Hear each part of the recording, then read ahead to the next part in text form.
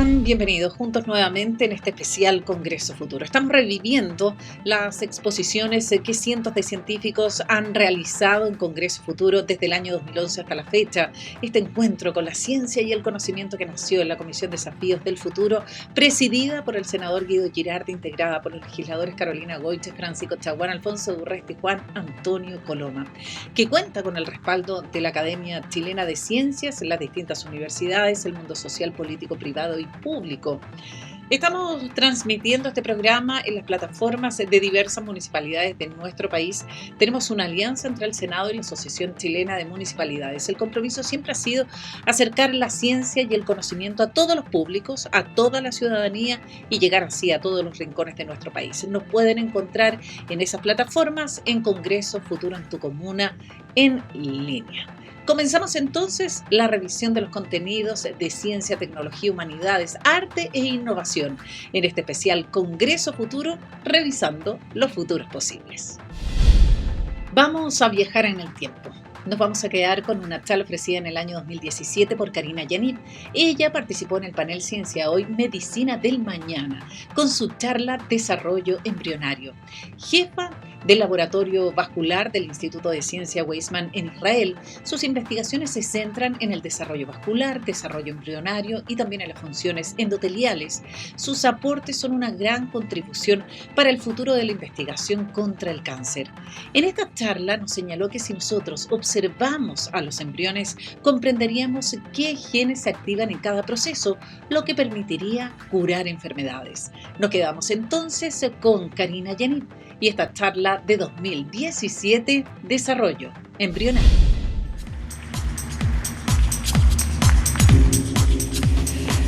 Good afternoon, everybody. Buenas tardes, estoy muy contenta de estar acá y me gustaría comenzar agradeciéndole al comité organizador y al senador Girardi por la invitación de participar en este increíble encuentro. Debo decir, antes de comenzar, que no es fácil para mí hablar, viniendo desde Israel, hablar sobre ciencia después del último panel. Yo creo que aún tenemos mucho que aprender. Por otra parte, esto refuerza mi sensación de que la ciencia es un lenguaje en común, es un lenguaje conjunto, que todos podemos hablar, cada país, cada pueblo. Y los científicos creo que tenemos la obligación moral de utilizar la ciencia como un puente para unir a las personas, sentarnos a hablar, y espero que es lo que estemos haciendo hoy. Así que muchas gracias por la invitación. Desde que mi campo de la ciencia lidia con la vida y no con la muerte, que escuchábamos mucho en el panel anterior, de hecho les voy a contar hoy sobre nuestra vida, el inicio de nuestra vida. Y no se preocupen, no voy a enseñarles cómo hacer bebés. Para eso ustedes van a necesitar otro orador, no es mi campo. Lo que sí quisiera hacer hoy es contarles un poco sobre qué ocurre pronto, después que se hacen los bebés. Para mí, como una bióloga del desarrollo que estudia el desarrollo embrionario, la formación y el desarrollo de un embrión es un milagro. Realmente es el fenómeno más fascinante de la naturaleza y yo personalmente no me he dejado sorprender por este proceso en los últimos 20 años que llevo estudiándolo, el desarrollo embrionario. ¿Por qué es que queremos estudiar entonces cómo los embriones se desarrollan, cómo se forman los bebés? Les he dado mi razón personal. Yo personalmente encuentro que es fascinante pensar que alguna vez yo fui una sola célula. Todos ustedes fueron también una célula. No sé con qué frecuencia lo piensan. Quizás no lo piensen. Yo lo pienso frecuentemente. Que todos comenzamos sus vidas básicamente como un organismo unicelular. Y esta célula que está formado por la fusión del esperma y el óvulo, que lleva dentro de sí misma toda la información requerida para hacer cada uno de ustedes las personas, los individuos que ustedes son hoy. Esto es realmente increíble. Además de eso, por supuesto, hay muchas implicaciones clínicas para la comprensión de por qué los embriones se desarrollan. La razón más importante que determina que la gente estudie el desarrollo embrionario es esta sensación de que los embriones pueden construir y generar todo. Pueden hacer ojos, piernas, corazón, pulmón, etcétera. Todo comenzando a partir de esa célula. Y en sí mismo, esto es increíble. Especialmente si comparamos esto con una tarea totalmente distinta, como construir o manufacturar un auto. En este caso, si yo coloco en conjunto todos los distintos repuestos y partes y llevo al equipo más experimentado y les doy un manual de instrucciones, van a poder ensamblar un auto. En el caso del embrión, todos estos componentes están contenidos dentro de esta célula. Los trabajadores son nuestras proteínas, las partes pequeñas son los metabolitos, compuestos químicos y el manual de instrucción, básicamente, es nuestro ADN, nuestros genes. Esta es la única máquina en la naturaleza que básicamente se construye a sí misma con su propia información. Esto es muy interesante.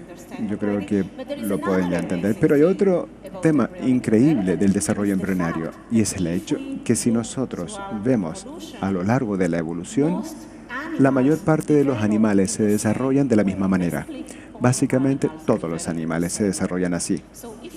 Por lo tanto, si vemos a los estados iniciales del desarrollo de un pez, una salamandra, una vaca y un ser humano, el embrión humano, todos nos vemos más o menos igual.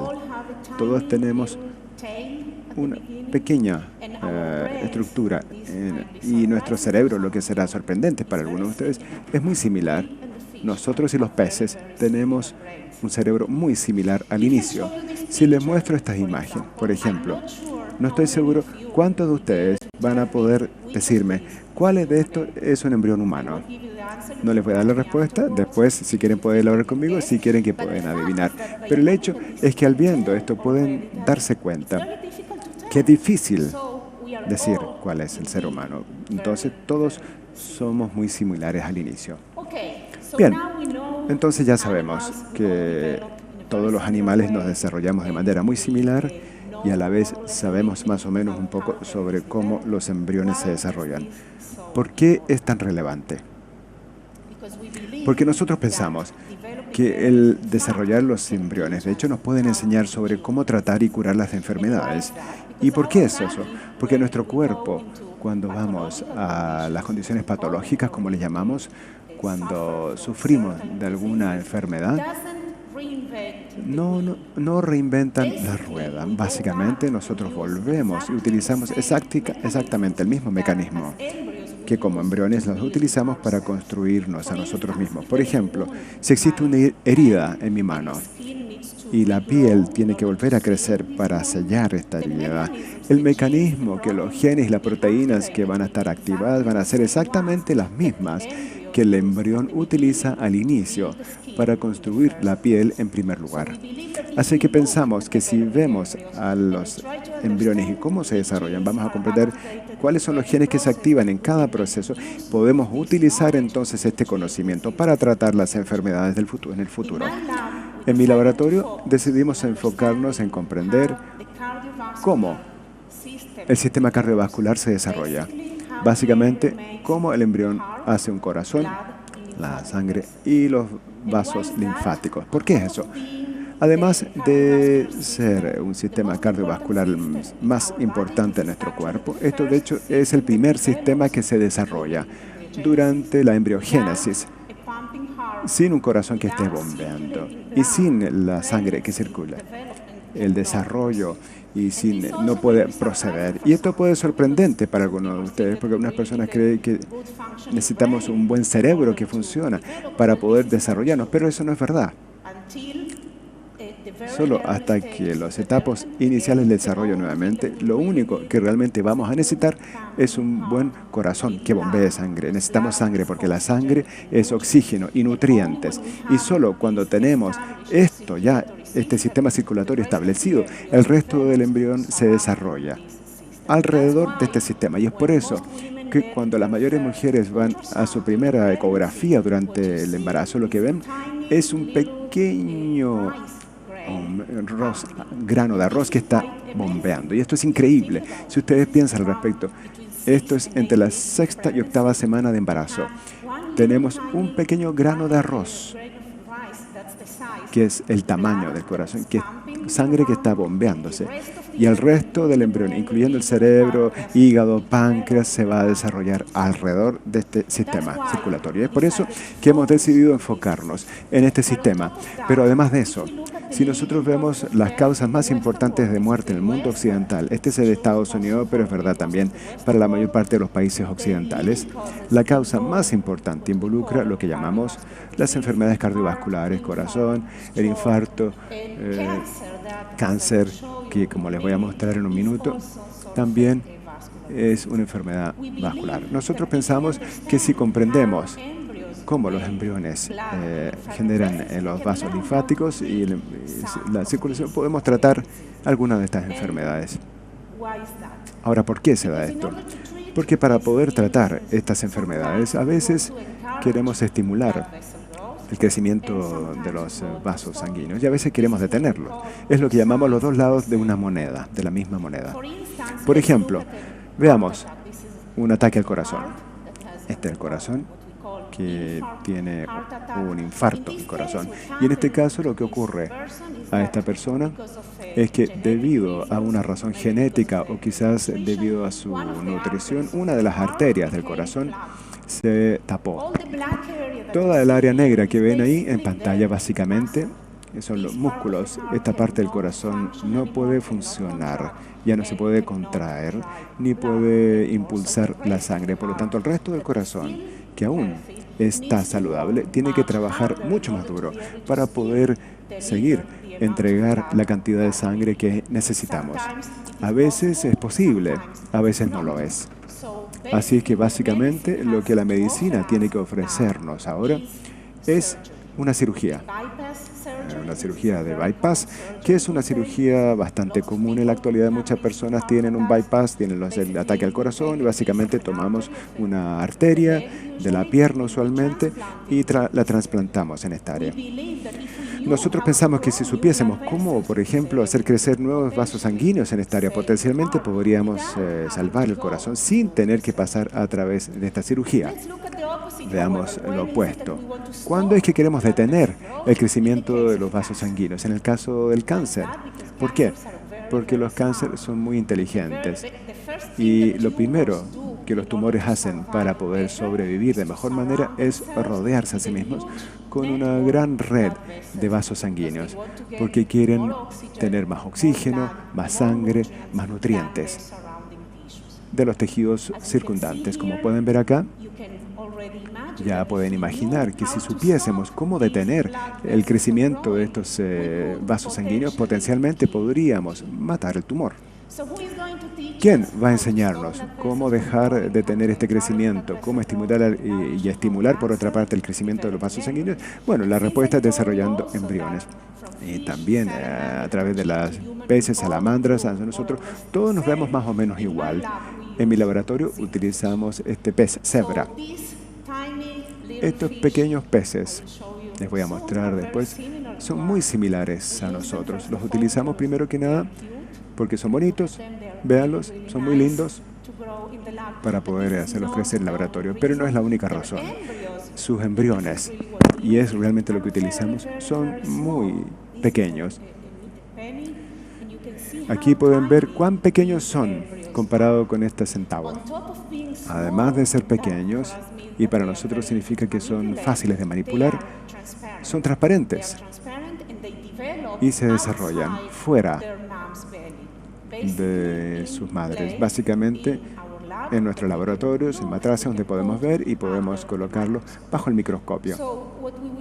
Lo que podemos ver acá es una película que filmamos por alrededor de 24 horas que nos va a mostrar cómo se desarrollan los embriones. Y es exactamente lo que ocurre tan pronto que esta primera célula se formó. Lo que vemos acá es los embriones que se desarrollan del pez cebra, y arriba ustedes pueden ver las dos primeras células. Una célula ya se ha dividido en dos. A medida que pasamos, van a ver estas dos células que se dividen en 4, después 4, 8 y después 16, etc. Y es un bebé real, un pez real. Las células siguen proliferando y dividiéndose hasta que llegamos a una masa crítica de células. ¿Qué necesitamos para poder comenzar a construir órganos? En este punto, las células van a comenzar a tomar su posición para comenzar a generar órganos. Y ahora van a ver estos órganos que salen en la parte superior de la pantalla. Van a ver una cabeza que está comenzando a aparecer. El ojo se va a formar. Vamos a ver las orejas. Abajo tenemos la cola. Y al lado van a ver estos pequeños cuadrados que son los primeros músculos. Son equivalentes a nuestras costillas, huesos y músculos del pez. Después de 24 horas, este proceso toma 24 horas en los peces y como 8 semanas en un embrión humano, tenemos un embrión que ya está totalmente funcional. Tiene todos los órganos requeridos para poder funcionar. Ahora, estos embriones son totalmente transparentes. Los podemos manipular su genoma para generar peces que de alguna manera le llamamos que tienen como luz en la oscuridad y lo podemos tener en distintos colores, en verde, rojo, amarillo. Y lo que ven acá es un embrión con pez cebra con todos los vasos etiquetados por distintos colores y proteínas. Ahora podemos enfocarnos totalmente en lo que ocurre con sus vasos sanguíneos. Colocamos estos embriones en una placa bajo el microscopio. No hace nada, no le hacemos nada mal, simplemente seguimos su proceso de formación de los vasos sanguíneos. Y podemos ver en esta película que tomó como 2 o 3 días para ver cómo se forman los vasos sanguíneos en un animal real. Y esto, por supuesto, es algo que no se puede hacer en ningún otro tipo animal. Ahora, ¿cómo aprendemos? ¿Cuáles genes controlan estos procesos? Nosotros vemos muchos de estos embriones, porque sabemos que a veces el desarrollo embriónico se equivoca. Y a veces tenemos este tipo de peces, por ejemplo, en el cual los vasos no crecen. Tratamos, pero no pueden formar esta hermosa estructura que nosotros vimos en el caso normal. Esto es exactamente, son los peces que nosotros queremos, porque sabemos que estos peces tienen una mutación que bloquean la formación de los vasos sanguíneos. Ahora podemos encontrar cuáles son los genes que son los que han mutado y podemos transformarlos en un medicamento. Otro ejemplo es el aneurisma. La ruptura de los vasos es algo que realmente no sabemos cómo ocurre y es la muerte inmediata en los seres humanos. Ahora estamos estudiando también y van a ver los vasos de la cabeza y van a ver también un vaso que en algún momento tiene una ruptura y toda la sangre comienza a invadir toda la cabeza. Una vez más, en los seres humanos eso significa la muerte inmediata. En los peces podemos ver a los genes, el genoma de ese pez y tratar de comprender qué fue mal, qué estuvo mal en este pez y podemos traducirlo a los seres humanos más adelante. Y en la última parte les voy a contar sobre otro sistema que nosotros tenemos, que es el sistema linfático, que es mucho tardía que la sangre, las arterias. Sin embargo, es muy importante, porque de hecho es una de las rutas más importantes para las células inmunes. Además de eso, el funcionamiento incorrecto del sistema linfático da como resultado en una enfermedad muy difícil que se llama linfedema, que afecta a cientos de millones de personas y en general afecta a la mayor parte de los sobrevivientes de cáncer que han pasado por nódulos linfáticos y su remoción, linfadenectomía. La enfermedad da como resultado la acumulación de fluidos porque el sistema linfático absorbe los fluidos. Así es que estas personas, de hecho, tienen que vivir toda su vida con brazos hinchados y piernas hinchadas también. Y esto realmente es devastador para muchas personas que han sobrevivido el cáncer. Hoy no hay cura para esta enfermedad y la razón para eso es que no sabemos cómo hacer crecer células linfáticas.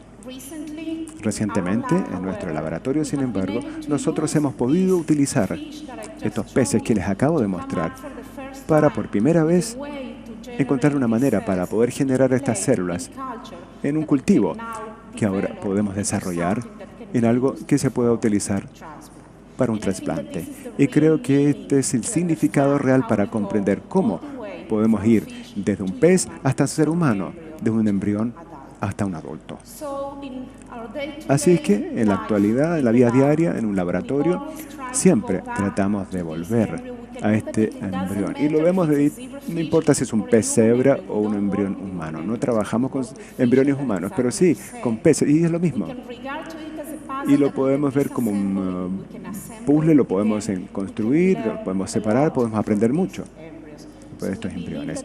Así que pensamos que básicamente tenemos un libro abierto. Nosotros siempre podemos ver estos embriones, cómo se desarrollan. Y lo único que tenemos que hacer es saber cómo formular las preguntas correctas. Muchas gracias.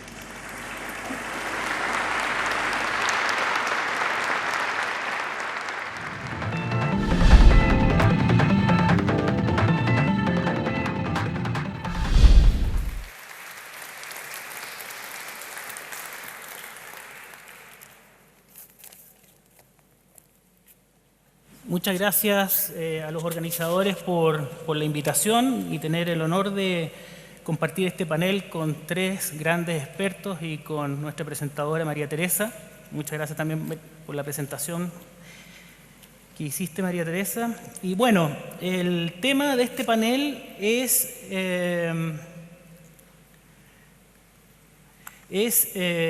habitar el universo, volveremos al origen. Yo creo que es una pregunta tremendamente pertinente porque creo que la humanidad está en una encrucijada. Por un lado, somos una especie que está poniendo en riesgo nuestro propio planeta y al mismo tiempo una civilización que está desarrollando tecnologías que puede que nos permitan dar el salto a las estrellas. Esta encrucijada yo creo que está a pocas décadas de distancia. Por de pronto, yo creo que ya somos capaces de autodestruirnos. En cambio, si lográramos sobrevivir y desarrollar las tecnologías que nos permitan llegar a las estrellas, se abre un mundo de posibilidades.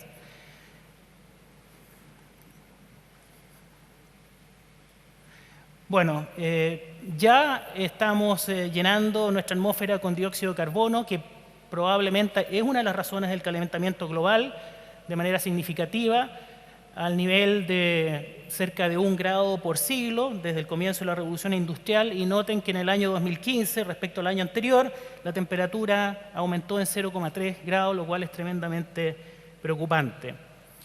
Bueno, yo no soy experto en clima, así que no me voy a referir más a eso ni sobre los riesgos que conlleva nuestro modelo de desarrollo para el futuro del planeta Tierra, pero sí, desde el punto de vista de mi especialidad, la astronomía, puedo, desde el punto de vista científico, responder la pregunta si vamos a poder eventualmente colonizar la galaxia. Esa pregunta se puede dividir en tres partes. Una, ¿hay planetas habitables? ¿Cumplen esos planetas con las condiciones para la habitabilidad, como la conocemos nosotros? Y tercero, ¿es tecnológicamente posible alcanzar las estrellas y esos exoplanetas? Bueno, partamos por el número de estrellas. Esa es nuestra galaxia, la Vía Láctea. El Sol está, tal como lo hemos visto, lejos de... Bueno, está lejos del centro de la Vía Láctea y en total se estima que hay 200.000 millones de estrellas solo en la Vía Láctea, sin contar que además hay 100.000 millones de galaxias como la Vía Láctea en el universo hasta donde lo podemos observar. Es decir, estrellas hay muchas. Cuando yo era estudiante, me decían que probablemente las otras estrellas de la Vía Láctea también deberían albergar planetas, como es el caso del Sistema Solar. Pero eso era una hipótesis. Bueno, en el año 1995 tuve la fortuna de, junto con el resto de las personas, de ser testigo del primer descubrimiento de un planeta en una estrella normal, recién hace poco más de 20 años. En estos 20 años han pasado muchas cosas y me voy a referir en particular a la misión Kepler, que fue enviada por la NASA, que puso en órbita telescopio en el año 2009, porque ha sido tremendamente exitosa en aumentar el número de planetas descubiertos hasta la fecha. Bueno, Kepler es un telescopio relativamente pequeño para los estándares actuales, tiene un espejo de 1,4 metros, tiene una cámara digital muy sensible que permite ver un campo amplio en el cielo y de esta manera ha logrado monitorear 140.000 estrellas desde el año 2009 hasta ahora y ver si hay pequeños cambios de brillo que pudiesen delatar la presencia de planetas orbitando en torno a esas 140.000 estrellas. Tal como lo mostró Elisa, lo que está haciendo Kepler es observar solo un volumen muy chiquitito de la Vía Láctea en torno al Sol. Son algunas miles de estrellas, que es un número pequeño respecto a las 200.000 millones que tiene la Vía Láctea. Bueno, aquí voy a necesitar la ayuda para mostrar lo que hace Kepler. Ahí, a ver si resulta. No. Eso es lo que hace Kepler. Kepler espera que un pequeño planeta o grande pase por delante de una estrella, produzca un pequeño eclipse, lo que se llama el tránsito, y mientras eso ocurre, la luz de la estrella aparece a disminuir para los ojos nuestros, porque el planeta bloquea un poquito de luz. Ahora, para que eso pueda ocurrir, ese sistema solar tiene que estar perfectamente, o muy cercanamente a perfectamente, alineado de manera de canto respecto al observador. Si está de frente, nunca vamos a ver el eclipse. Tiene que estar muy, muy de canto. Entonces, por esa razón es que Kepler no detectó planetas en las 140.000 estrellas. Solo fue capaz de detectar planetas en cerca de 400 de esas estrellas. ¿Okay? Y hasta la fecha ha sido tremendamente exitoso. Ha detectado 1.039 planetas en 440 estrellas de las 150.000 que monitoreó durante todos estos años. Eso sugiere que, bueno, aquí hay una galería de algunos de los planetas descubiertos por Kepler. Esto es un subconjunto de los 1.039.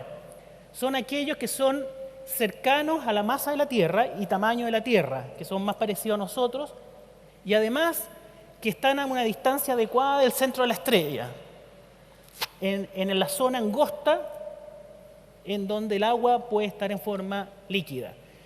Entonces, esta es la galería de la fama, ¿no?, de los planetas descubiertos que son potencialmente habitables del tamaño de la Tierra. Ahora, ustedes pueden decir, son pocos.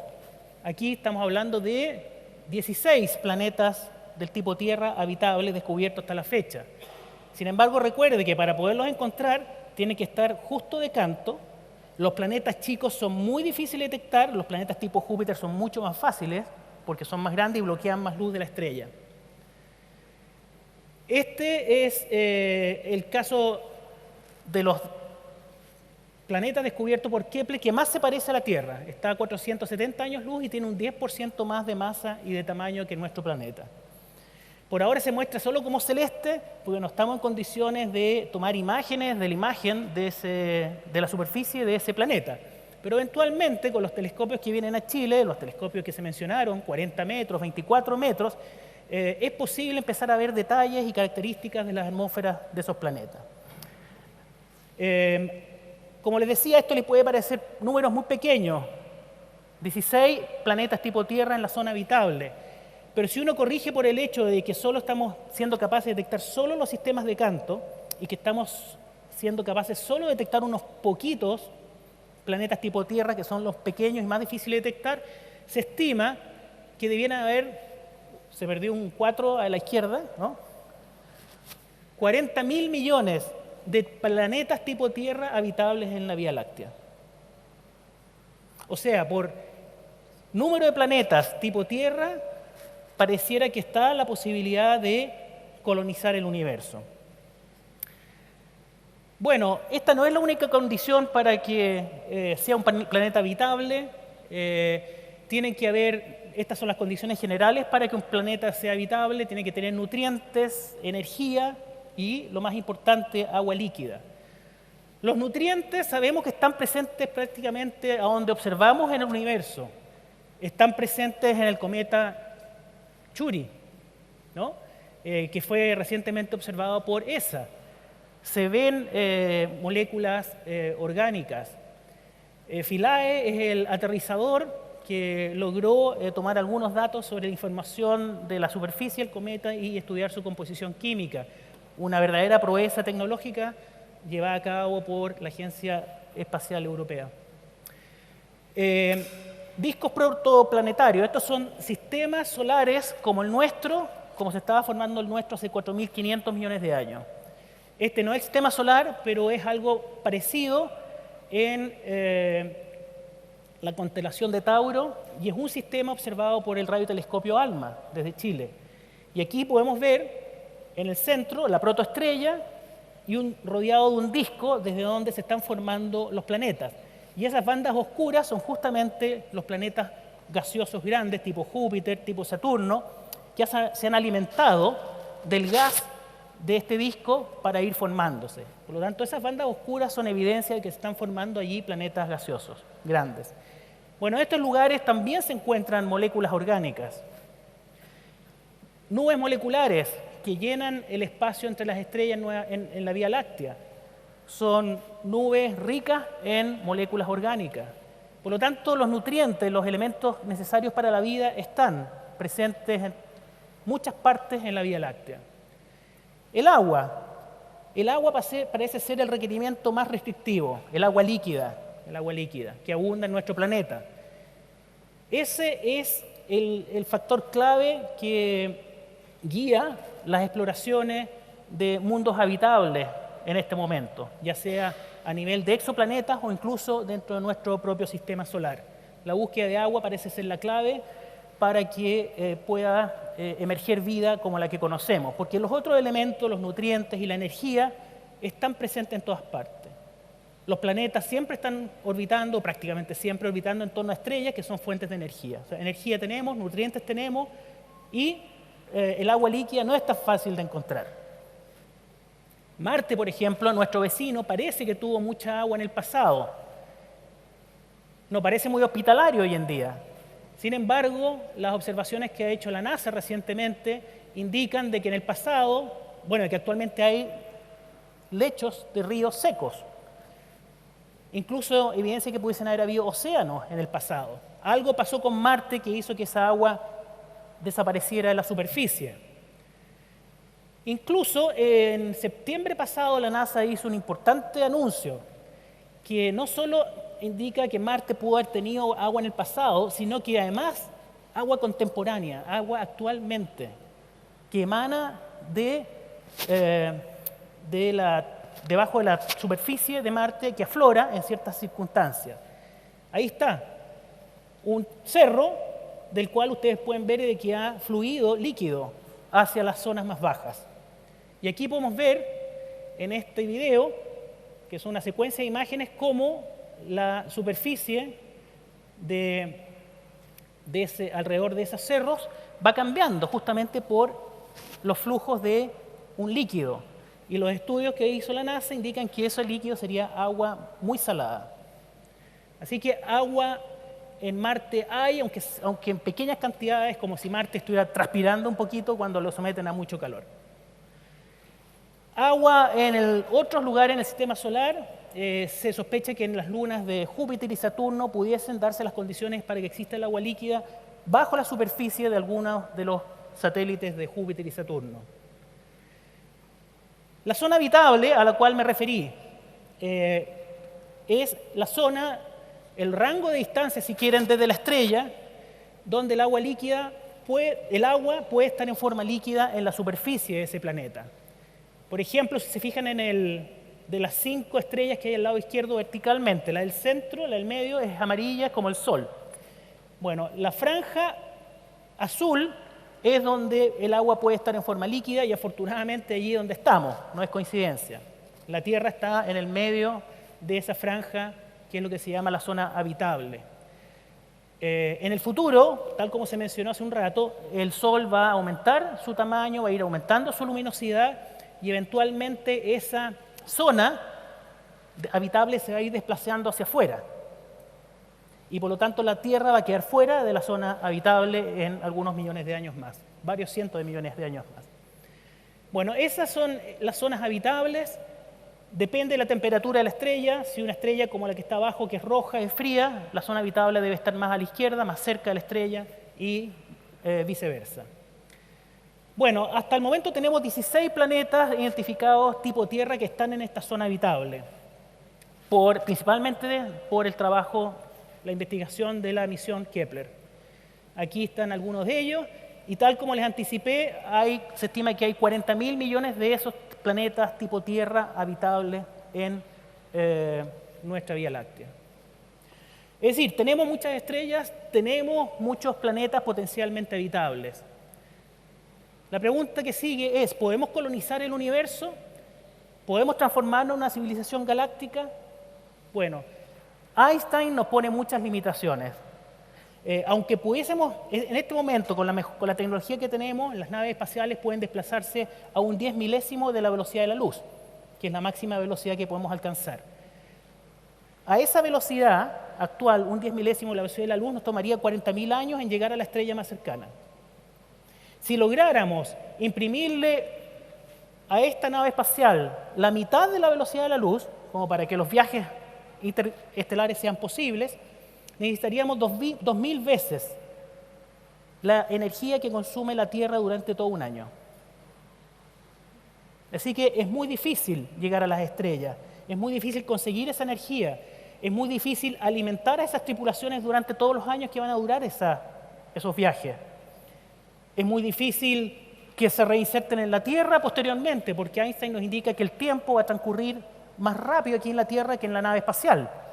Cuando lleguen de vuelta, esos exploradores del futuro se van a encontrar con varias generaciones más adelantadas tecnológicamente que cuando dejaron el planeta Tierra. Por lo tanto, es muy difícil habitar, colonizar nuestra galaxia y llegar a transformarnos en una civilización galáctica. Bueno, si efectivamente existen muchas estrellas, muchos planetas habitables, si es que la Vía Láctea ha evolucionado durante 12.000 millones de años, es mucho tiempo, ¿no? Si la vida se diera con facilidad en muchos lugares en la Vía Láctea, ya habrían desarrollado las tecnologías para colonizar la Vía Láctea. Y sin embargo, después de 50 años de esfuerzo tratando de escuchar con radiotelescopio presencia de evidencia de actividad tecnológica en otras estrellas, no hemos encontrado ninguna. Y esa fue la pregunta que se hizo Enrico Fermi, Premio Nobel de Física. La pregunta es, ¿dónde está la gente? ¿Dónde están? Y de aquí emergen por lo menos dos alternativas. Una es que la vida sea muy común, que se hayan desarrollado tecnológicamente esas sociedades en esos planetas, pero que al mismo tiempo que van desarrollando las tecnologías se autodestruyen. Y la otra posibilidad es que, bueno, ya tenemos evidencia que somos capaces de causarnos daño, autodestruirnos. Y la siguiente alternativa es que estemos solos en el universo, que la vida no se dé con tanta facilidad, que seamos prácticamente el resultado de un milagro. El paso de la química a la biología haya sido el resultado del azar. Bueno, eso nos lleva a otra conclusión muy sorprendente. Si somos los únicos, somos los primeros que hemos visto el universo, en constatar el universo, y somos, por lo tanto, la autoconciencia del universo, es el universo que se ve a sí mismo. Por lo tanto, nuestra destrucción pasaría a ser la tragedia misma del universo. Así que, moraleja, raya para la suma, lo que quiero transmitir es que, en cualquier caso, si queremos salir a conquistar las estrellas, en vista que estamos poniendo en riesgo nuestro planeta, o si somos los únicos en el universo, tenemos que cuidar el planeta que tenemos. La posibilidad de colonizar como ya lo vimos, es muy difícil. Marte se ve muy cercano, parecido al desierto de Atacama, pero en realidad no tiene oxígeno. Tiene el 1% de la presión que hay en el desierto de Atacama. Son condiciones bastante inhóspitas. De manera que creer en la ilusión, hacernos la ilusión de que vamos a conquistar, que vamos a colonizar la Vía Láctea, también puede ser una trampa de hacernos descuidar el único hábitat que conocemos y que nos ha permitido desarrollarnos. Nuestro hábitat es una franja muy delgadita. El agua líquida está solamente presente en la superficie. El oxígeno, la atmósfera, tiene una altura máxima, 100 kilómetros. Y en realidad nosotros habitamos en los primeros 2 kilómetros desde el mar hasta arriba, la mayoría de la población. Esa es la biosfera, esa es la delicada biosfera donde vivimos y que tenemos que cuidarla y no pensar que porque estamos desarrollando tecnología que vamos a lograr arrancar de la Tierra, dejar la escoba aquí y colonizar otros mundos. Las estrellas son las que producen los elementos químicos, el hierro de nuestra sangre, el calcio de los huesos, el oxígeno que respiramos, se produjeron en los centros de la entraña de las estrellas, que algunas de ellas explotan y diseminan esos nuevos elementos químicos por el espacio. Somos hijos de las estrellas, somos hijos del universo. Puede que podamos llegar a nuestros orígenes, que son las estrellas, pero eso depende finalmente de nuestras decisiones, de las que tomemos hoy en día. Muchas gracias.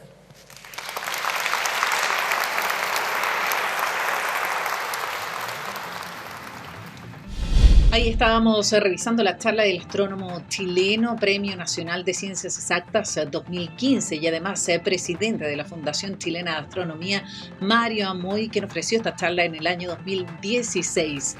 ¿Podemos colonizar el universo? En tiempos en que existen 3 misiones a Marte, él nos planteó en esta charla de aquel entonces en las condiciones de habitabilidad en otros planetas, nutrientes, energía y agua líquida. Junto a esta exposición de Mario Amoy hacemos un breve alto en este especial Congreso Futuro. Les recuerdo, ingresen a www.congresofuturo.cl si quieren conocer esta y otras exposiciones de los cientos de científicos que han estado en Congreso Futuro y por supuesto si quieren conocer las actividades de Congreso Futuro en nuestras redes sociales, Twitter, Instagram y también Facebook. Un alto y ya volvemos.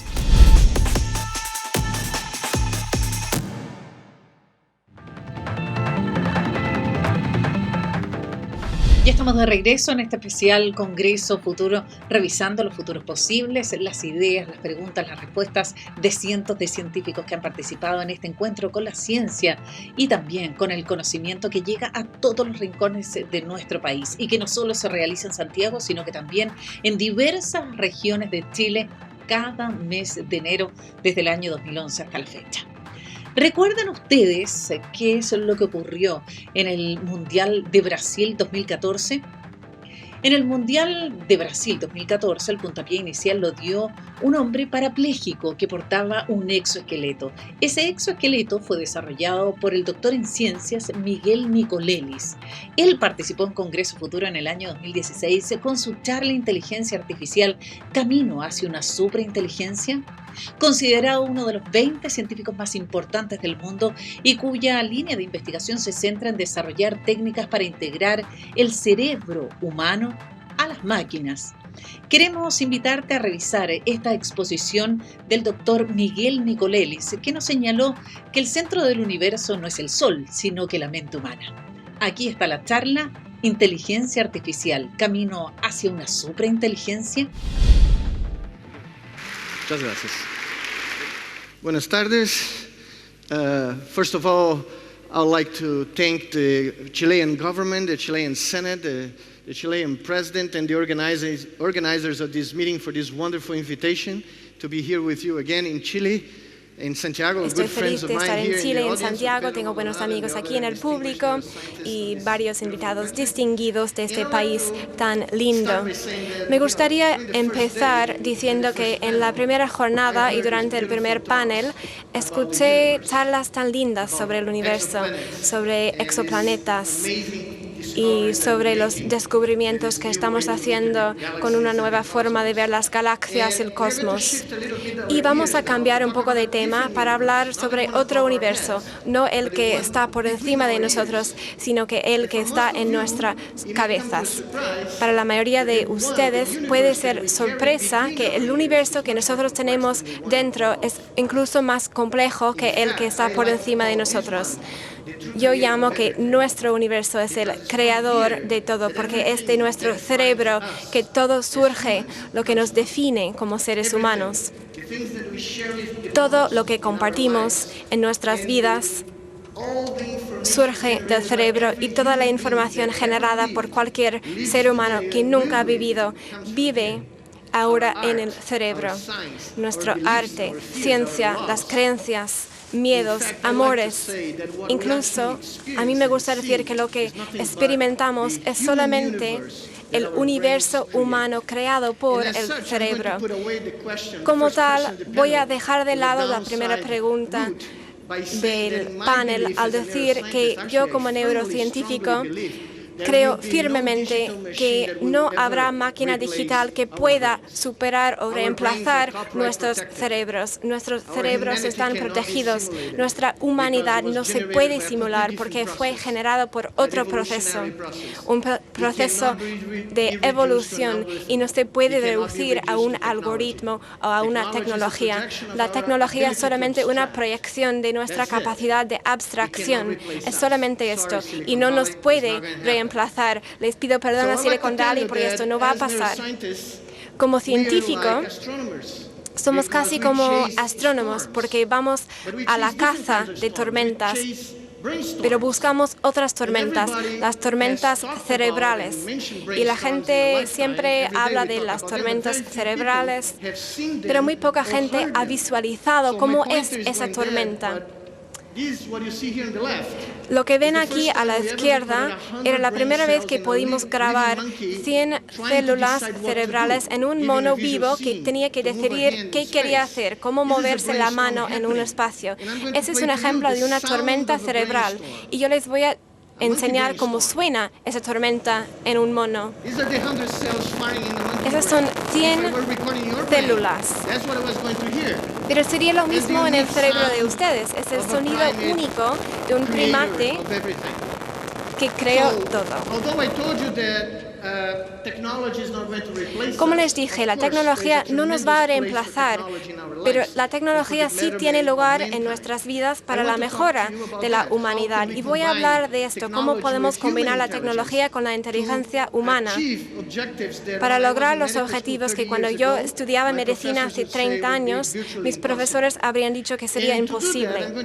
Para hacer esto, yo les voy a presentar algo que mi asesor postdoctoral creó conmigo hace 17 años. Es una interfaz cerebro-máquina, y es una forma de hacer que las tormentas que ustedes oyeron pueden grabar esas señales eléctricas en tiempo real mientras se producen en los circuitos del cerebro y los traducen en información digital para poder extraer comandos motores generados por esas tormentas y hacer que un dispositivo se mueve debido a la voluntad del cerebro. Es por eso que se llama una interfaz cerebro-máquina, y esos dispositivos pueden retroalimentar el cerebro e informar al cerebro lo que está pasando.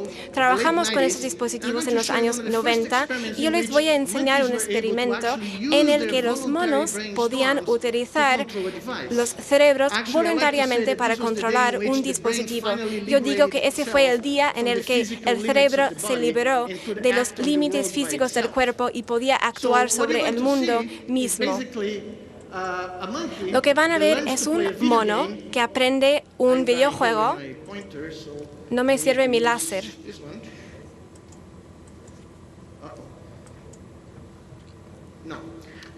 Tampoco.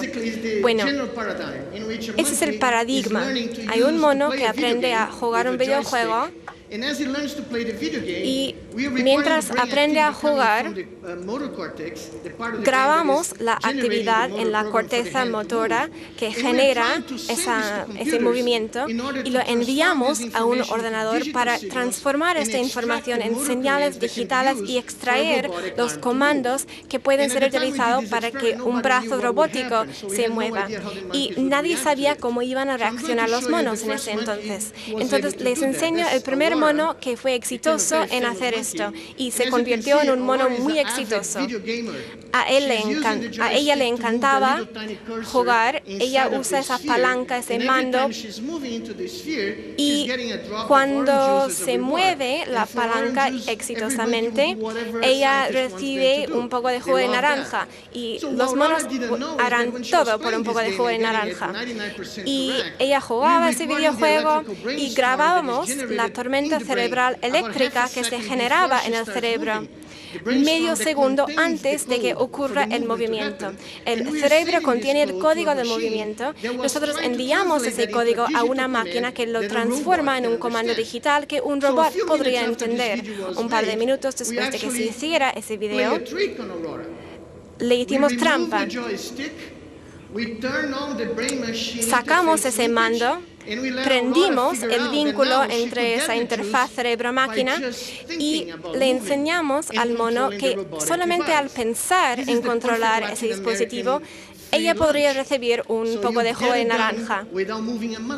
No hay que hacer nada, no hay que mover ni un músculo. Entonces, ella, Aurora, aprendió muy rápido que podía hacer esto. Y esa es la primera noche en que aprendió a controlar ese mando con solamente su cerebro, con esas 100 neuronas. Puede jugar el videojuego sin contraer ni un músculo. Ella recibe el premio, su jugo de naranja, pero lo que está haciendo es básicamente, como vimos antes, y 30 días después, aprendió a hacer algo bastante maravilloso. Adquirió un nuevo vínculo robótico. Ella no perdió la capacidad de mover sus miembros de su cuerpo para sacar comida o para moverse, pero aprendió que podía utilizar su mente para controlar ese dispositivo e interactuar con el mundo. De hecho, en el cerebro de Aurora lo que vemos son las neuronas que disparan en amarillo y rojo. Esos son los colores que indican mucha actividad. Cuando ella mueve su propio cuerpo y controla su propio cuerpo, pero lo que ven abajo son las mismas neuronas que controlan al dispositivo robótico. El cuerpo del mono no se mueve.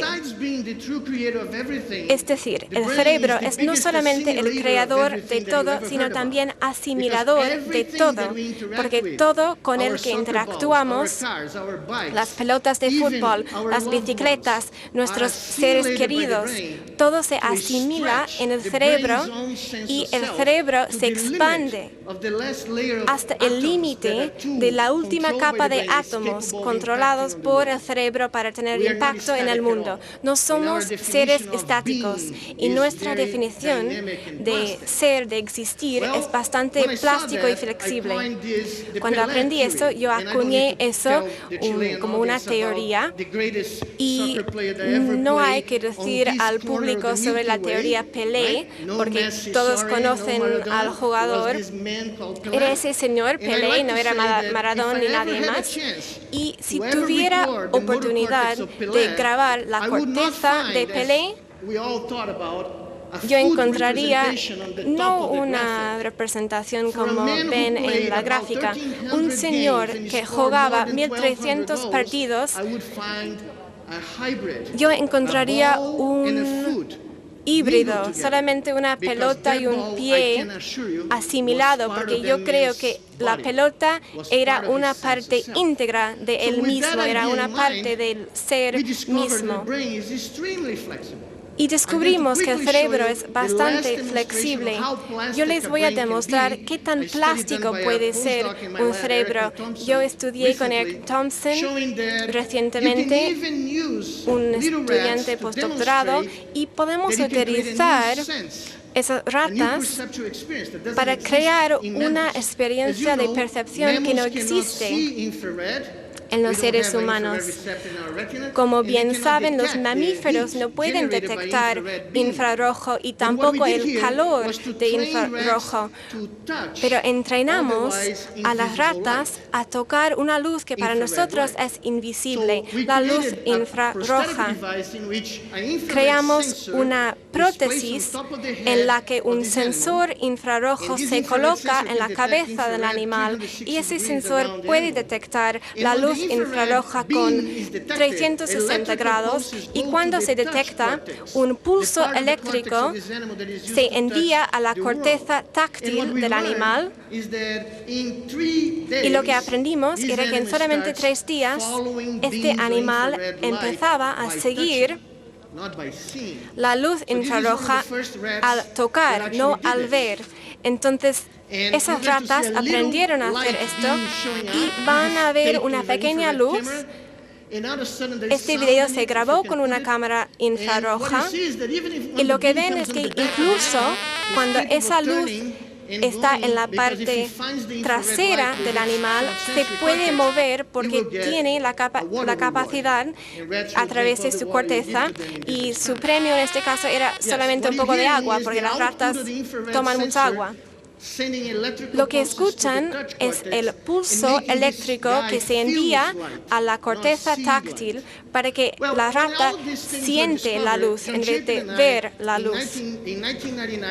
En 1999 y luego en 2000, en la revista Scientific American, propusimos que esta tecnología se podía utilizar para reparar lesiones neurológicas, como por ejemplo una lesión a la columna vertebral. Y propusimos que una interfaz cerebro-máquina sería capaz de leer las tormentas cerebrales de una persona parapléjica y traducirlas hacia un cuerpo externo, es decir, un exoesqueleto, que podría portar a la persona en el mundo y retroalimentar al cerebro para que la persona, incluso que tenía lesión en la columna vertebral, podía caminar de nuevo. Si se imaginan, obviamente la gente pensaba que nosotros éramos locos y con una propuesta así en Latinoamérica y en Estados Unidos se pueden imaginar lo que decían. Pero 10 años después, eso fue lo que ocurrió. Hay un proyecto que se llama Walk Again, Caminar de Nuevo. Es una organización sin fines de lucro que tiene participación de 25 países, 156 personas. Y van a ver una bandera chilena ahí en la esquina, representada por mi gran amigo y estudiante anterior, Ronald Fuentes, que era director científico de nuestro instituto en Brasil y está aquí de vuelta en Chile. Él era el participante chileno en ese proyecto Caminar de Nuevo y traíamos a científicos, a personas que trabajan en rehabilitación, a mucha gente para armar este proyecto. Empezamos con 8 pacientes que tenían lesión completa en la columna vertebral para ver si sería posible crear una interfaz cerebro-máquina para crear una inteligencia híbrida, la mezcla del sueño de mover de nuevo con la robótica que haría esto posible. Y esto se hizo en laboratorios en todo el mundo. Este es el exoesqueleto que construimos. Es una máquina muy compleja porque tiene líneas análogas que tiene los comandos y tiene un cerebro eléctrico que interactúa con el cerebro del paciente. Usamos solamente tecnología no invasiva para que el paciente pueda caminar con este dispositivo. Y el paciente tiene que aprender a imaginar movimientos para que podamos recabar esas señales eléctricas y transformarlas en patrones de movimiento. Sin embargo, no hace solamente que la gente pueda caminar de nuevo, sino también tiene algunos sensores especiales que ven en esta zapatilla para que cuando el zapato de ese exoesqueleto genera una onda que simula la acción de caminar, y esta onda de presión se entrega con vibraciones micromecánicas en el brazo de ese chaleco, donde los pacientes siguen teniendo sensibilidad. Así pueden sentir cuando el pie toca el suelo con cada paso, y eso al final era una característica vital de lo que les voy a enseñar, porque si un señor lleva ese traje y empieza a moverse, es una sensación muy extraña. Imagínense que ustedes fueran pacientes parapléjicos, no tendrían sensaciones por debajo de la cintura, sería casi como flotar, uno no se podría equilibrar. Pero si damos retroalimentación, el paciente reportaba que ya no sentía como una máquina, pareció como una sensación de caminar con sus propias piernas. De hecho, pensaban que estaban caminando solos. Esto sería la aplicación de estos elementos micromecánicos en el brazo. Hay una camisa táctil, la llamamos, que permite a los pacientes pensar que están caminando. Y eso fue el primer día que uno de estos pacientes tenía esa experiencia. Este paciente tenía una lesión en su columna vertebral, obviamente, está paralizado por debajo de esa lesión, no tiene sensibilidad por debajo de la cintura, pero tiene puesto ese casco de electroencefalografía, y cuando camina descubrimos que las señales, que bueno, no es el mejor sistema, pero es suficiente para generar los comandos para caminar. Él está dando el comando para caminar, y hemos hecho que los pacientes puedan controlar cada pierna por separado. ¿Ven la luz que lleva en el casco? Esa luz dice que está produciendo el movimiento correcto. Lo que no ven aquí, Bruno está diciendo, yo siento la sensación de caminar solo. Es una forma de introducir esas sensaciones fantasmales, y es casi como simular caminar en la playa, en arena, en césped, en el estadio, o incluso en una calle muy caliente pavimentada. Podemos simular diferentes texturas de las diferentes superficies del suelo.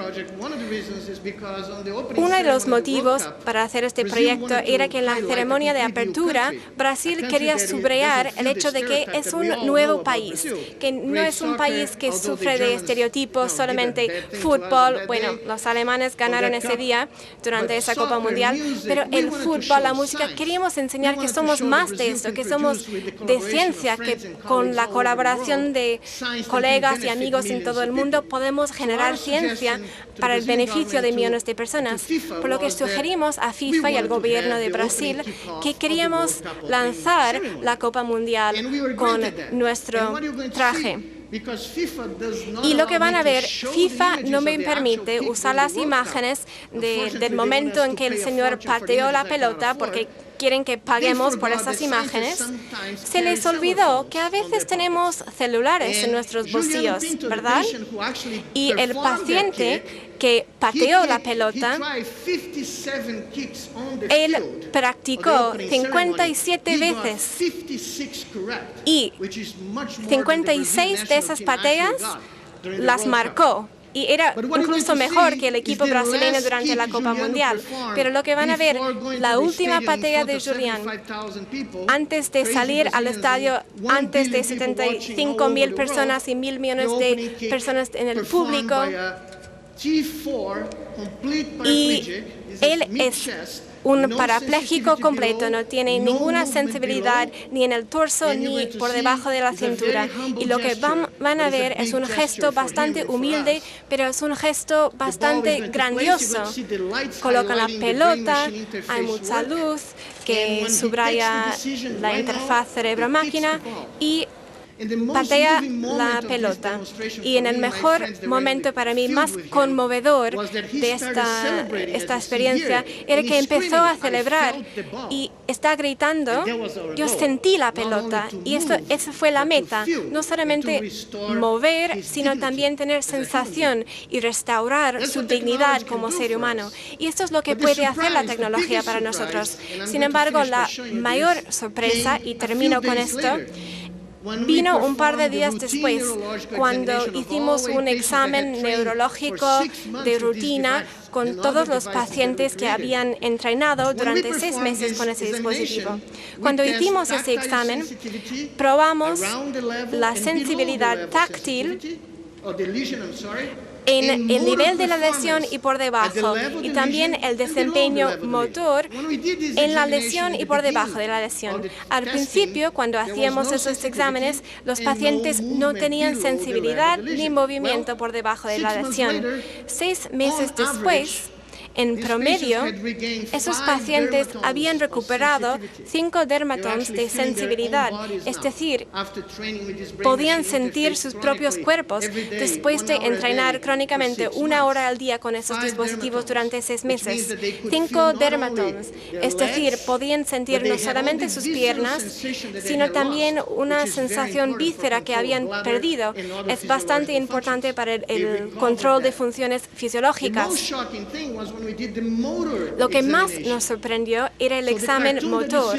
Lo que ven aquí en la gráfica a la izquierda representa el primer día de ese entrenamiento y es transparente porque no hay ningún músculo que se active por debajo de la lesión. Pero con el paso del tiempo, al final del año, ven este rojizo por debajo de la lesión. Este rojo representa los músculos que el paciente puede controlar voluntariamente sin este exoesqueleto y sin la interfaz cerebro-máquina. De hecho, al final del año, el 50% de los pacientes cambiaron de ser clasificados como pacientes de lesión completa a lesión parcial. Esto es bastante incomún. La gente que lleva 10 años en una silla de ruedas no recupera de esto. Pero yo puedo decir que apenas visité Sao Paulo, 2 años después, el 7 de 8 pacientes ahora tienen lesiones parciales y no completas. Les voy a enseñar un video de 2 pacientes que están caminando solos.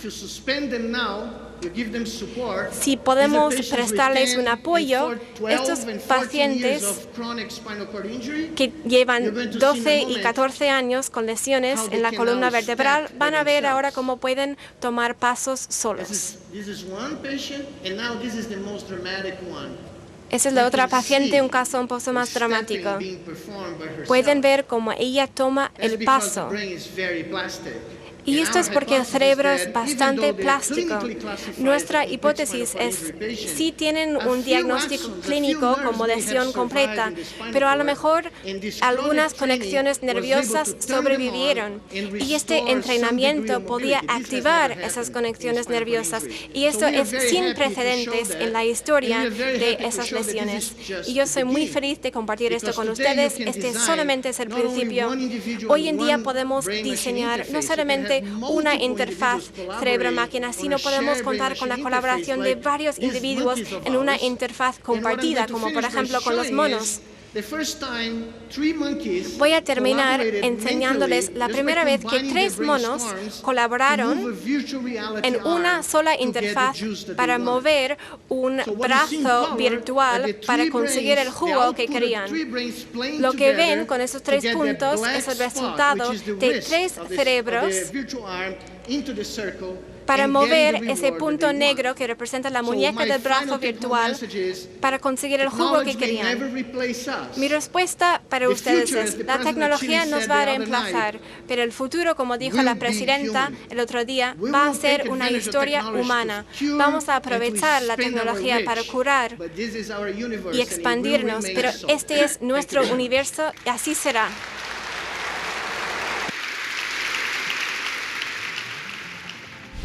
Ahí estaba el referente mundial en el área de la neurociencia, Miguel Nicolelli, quien ofreció en 2016 esta charla Inteligencia Artificial, Camino hacia una superinteligencia. En esta exposición nos dijo que el universo no era lo que teníamos sobre nuestras cabezas, sino que el universo estaba entre nuestras orejas y era mucho más complejo de lo que existía sobre nosotros. Junto a Miguel Nicolelli despedimos este especial Congreso Futuro. Los invito a que revisen este y otros contenidos en www.congresofuturo.cl, que ingresen a nuestras redes sociales, nos sigan. Estamos realizando diversas actividades a través de Twitter, Instagram y Facebook. Y por supuesto, los invito a que revisen este y otros programas en los distintos portales y redes sociales de diversas municipalidades de nuestro país.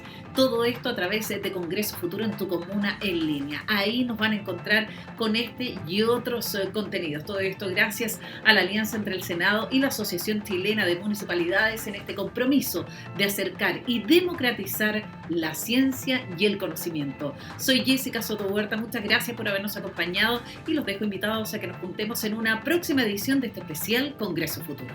Nos vemos.